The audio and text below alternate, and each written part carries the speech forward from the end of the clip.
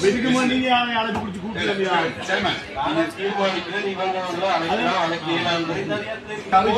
நடந்த இதே ஆத்தல் தானே சார் வாழ்க்கை அப்பா அந்த சட்டம் முழங்கலையா ஒவ்வொரு எதிர்கட்சி ஒவ்வொரு ஆள் இருக்க கூட அப்பா அந்த சட்டம் முழங்கலையா பார்த்தா முடிக்க மாட்டேன் சட்டம் முழங்குறேன்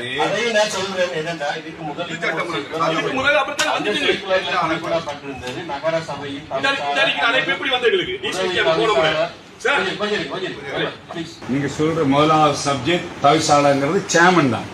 சேமனுங்கிறது இந்த சேமன் இல்ல நகரசபை தவிசாளர். இதுல முதலாவது பிரச்சனை. அப்ப நகரசபை தவிசாளர் அனுப்புற 2 பேர் வந்திருக்காங்க. அது முதலாவது விஷயம். அது அவரு ரெக்கமெண்ட் பண்ணுவார் நகரசபை தவிசாளர். அப்படித்தானே டிஎஸ் மாவட்ட அபிவிருத்தி குழு தலைவர்ங்கிறது வேற, பிரதேச அபிவிருத்தி குழு வேற. இது பிரதேச அபிவிருத்தி குழு கூட்டத்துக்கு அப்படி பிரதேச அபிவிருத்தி குழு தலைவர் கூப்பிடுற எந்த அதிகாரமும் கிடையாது. நீங்க அப்படி கூப்பிடணுமாக இருந்தாலும் ஏதாவது நீங்க அனுப்பணும் அந்த விஷயத்தை டிஎஸ்க்கு தான், பிரதேச செயலாளருக்கு நீங்க கூப்பிட இயலாது. உங்களுக்கு அந்த அதிகாரம் இல்லை. நாடாளுமன்ற உறுப்பினர் எம்எல்ஏ ஹிஸ்புல்லா தெரிவிக்கின்றார், பிரதேச அபிவிருத்தி குழு தலைவர் எங்களை வெளியேறுமாறு கூறினால் நாங்கள் வெளியேறுகிறோம் என்கின்றார். அது ஒரு பெரிய விடயம் இல்லை, இது ஒரு பெரிய ஒரு சிக்கலாக பார்க்கக்கூடிய விடயம் இல்லை. அந்த காணொலியை நீங்கள் பாருங்கள், அங்கு உரையாடல் இடம்பெறுகிறது. எந்த வகையில் இடம்பெறுகிறது என்பதை நீங்கள் இப்போது பாருங்கள்.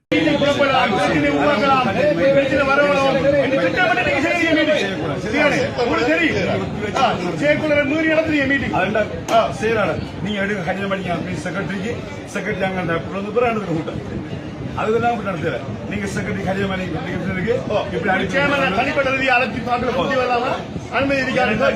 கூட்டத்தில் இருந்தால் நான் உங்களுக்கு எக்ஸ்ட்ரா எடுப்பேன்.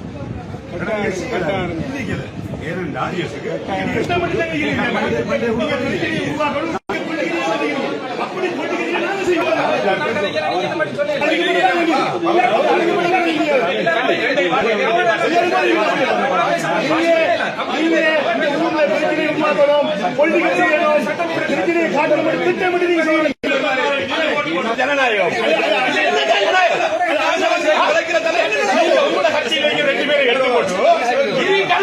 எப்படி சார் இல்ல சார்